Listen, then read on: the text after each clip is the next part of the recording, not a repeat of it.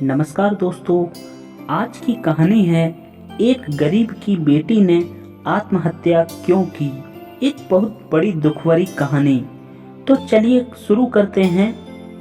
रवि की माँ अपनी बहू से कहती है, पड़ोस वाले शर्मा जी की बहू दहेज में कितना कुछ लेकर आई है और एक तुम हो जो अपने घर से खाली हाथ लिए हमारे पल्ले पड़ गई।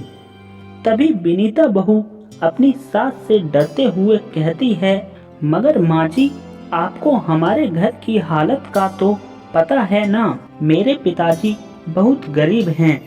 आपने और बाबूजी ने भी तो यही कहा था कि आपको मेरे सिवा कुछ नहीं चाहिए, और आपने ही कहा था कि लड़की हम 2 जोड़ी कपड़ों में भी ले जाएंगे। विनीता एक गरीब किसान की बेटी है जिसकी शादी अभी 2 महीने पहले ही पास के गांव के जमींदार राम प्रसाद के लड़के रवि से हुई थी। रवि बीए तक पढ़ा हुआ था, जबकि विनीता अपने घर के खराब हालातों के कारण 12वीं तक ही पढ़ पाई थी। मगर विनीता अच्छे संस्कार में रवि और उसके परिवार से बहुत अच्छी थी। जमींदार के घर से जब विनीता के लिए रिश्ते की बात आई तो उसके माता पिता की खुशियों का ठिकाना नहीं रहा। उन्हें लगा कि उनकी बेटी के तो भाग ही खुल गए। शादी से पहले ऊंची ऊंची बातें करने वाले जमींदार के परिवार की असलियत का पता विनीता को शादी के बाद चला, जब उसके सास ससुर उसे दहेज के लिए परेशान करने लगे। जब विनीता ने इसके बारे में रवि से कहा तो रवि कहता है, इसमें गलत बात क्या है विनीता? माँ और बाबूजी ठीक ही तो कहते हैं। अगर हमने कुछ नहीं मांगा तो इसका ये मतलब नहीं कि तुम्हारे पिताजी कुछ नहीं देंगे। उन्हें कम से कम हमारी इज्जत का तो ख्याल रखना चाहिए था। हम गांव के बहुत बड़े जमींदार हैं।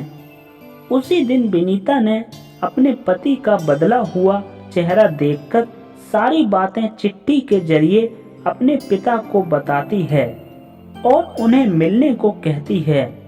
विनीता के पिता जब उससे मिलने उसके ससुराल जाते हैं तो विनीता के सास ससुर और उसका पति विनीता के पिता की बेइज्जती करते हैं। तब विनीता के पिता उनसे कहते हैं कि वो कुछ भी करके उनकी सारी मांगें पूरी कर देंगे, चाहे इसके लिए उन्हें कर्ज उठाना पड़े। तब विनीता रोते हुए अपने पिता से कर्ज लेने से मना करती है, मगर उसके ससुराल वालों के सामने उसकी एक न चली। दिन गुजरते रहे और विनीता के ससुराल वालों का उसे दहेज के लिए मजबूर करना और भी बढ़ता गया। अब बात मारपीट पर आ चुकी थी। एक दिन जब विनीता को उसके गांव में रहने वाला मुंह बोला भाई मिला तो उसने बताया कि उसके पिता अपना घर बेचने की बात कर रहे थे। उसकी यह बात सुनकर विनीता बहुत दुखी हो गई व उसकी आंखों से दर्द भरे आंसू बहने लगे। तभी उसने एक चिट्ठी लिखी और अपने मुंह बोले भाई को दी और कहा, यह चिट्ठी मेरे पिताजी को दे देना। चिट्ठी जब उसके पिता के पास पहुंची तो उसने उससे ही यानी विनीता के मुंह बोले भाई से चिट्ठी पढ़ने को कहा। जब वह चिट्ठी पढ़ना शुरू करता है तो चिट्ठी में यह लिखा होता है, कर्ज से ना कंधे झुके ना सर झुके शर्म से, बाबुल तेरी बेटी तो अर्थी पर निकली है अपने घर से। और उस किसान की बेटी ने मजबूर होकर आत्महत्या कर ली। तो दोस्तों, कभी भी दहेज के लिए किसी के भी माता पिता को या अपनी पत्नी को कभी भी मजबूर ना करना, क्योंकि दोस्तों हर घर में एक ना एक बेटी जरूर होती है। आज तुम किसी को मजबूर करोगे, कल कोई और भी आपको मजबूर कर सकता है। तो दोस्तों, दहेज लेना और देना बहुत बड़ा अपराध है। तो इसके बारे में ज़रूर सोचना चाहिए। तो दोस्तों, कहानी यहाँ पर समाप्त होती है।